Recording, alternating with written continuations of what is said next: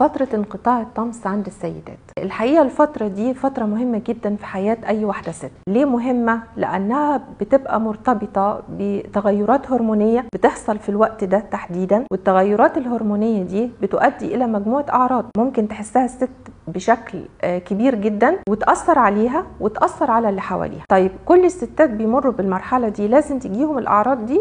لا، مش كل الستات، في نسبة مش قليلة ممكن تمر عليها المرحلة دي بأمان، لكن في نسبة أكتر من السيدات بيعانوا كتير في خلال المرحلة دي. طيب الفترة دي بتبقى حوالي قد إيه؟ معظم الستات بيعتقدوا إن الأعراض بتاعة انقطاع الطمس بتبدأ مع انقطاع الدورة الشهرية، لكن ده مش مظبوط. الموضوع ممكن يمتد لفترة طويلة قبل انقطاع الدورة، ممكن تكون شهور، ممكن تكون سنين، ويمتد برضو بعد انقطاع الدورة الشهرية شهور أو سنين. صحيح إن في بعض السيدات مش بتعاني في الفترة دي بدرجة كبيرة وممكن تعدي المرحلة دي عليها بأمان، لكن في نسبة أكتر من الستات بتعاني معاناة حقيقية في هذه الفترة. خلينا نقول الفترة دي بتتراوح ما بين سن ال45 لسن ال55، يعني الست تتوقعها في أي مرحلة ما بين ال45 وال55. طيب ايه هي الأعراض دي وليه هي مهمة؟ أولا هي مهمة لأنها بتأثر على الست نفسها، وكمان مش بتأثر عليها هي نفسها، لا، بتأثر على المحيطين بيها. بتأثر عليها ازاي؟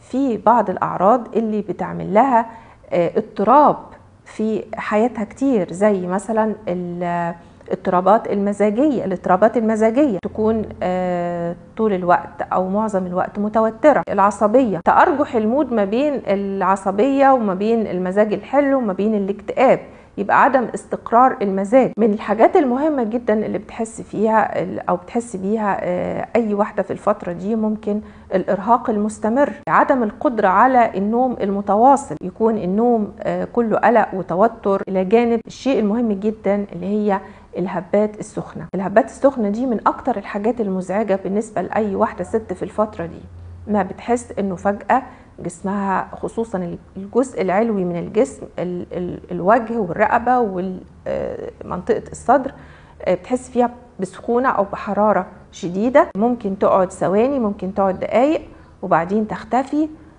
ممكن تكون بعد كده في تعرق، ممكن يكون حتى في بعد كده إحساس بالبرودة، فحتى عدم استقرار بالنسبة لحرارة الجسم، شوية حاسة ان هي حرانة، شوية حاسة ان هي بردانة.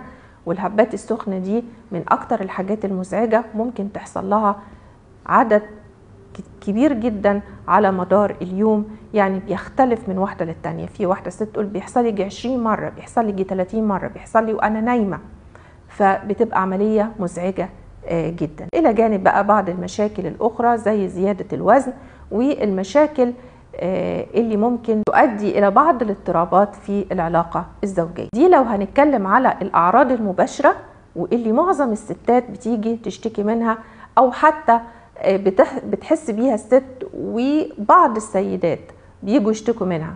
وده الغرض من الكلام دلوقتي، إنه في الفترة دي المفروض إن أي واحدة ست ما تعتبرش إنه ده حدث طبيعي وإنه دي مرحلة هي بتمر بيها وتيجي على نفسها وما تستشيرش الطبيب، لأنه معظم الأعراض دي بيكون ليها علاج. لو ما كانش العلاج ده بيخفف تماما العرض، فهو على الأقل بيخفف من العرض ده بحيث إن الأمور إلى حد ما تمشي بشكل كويس.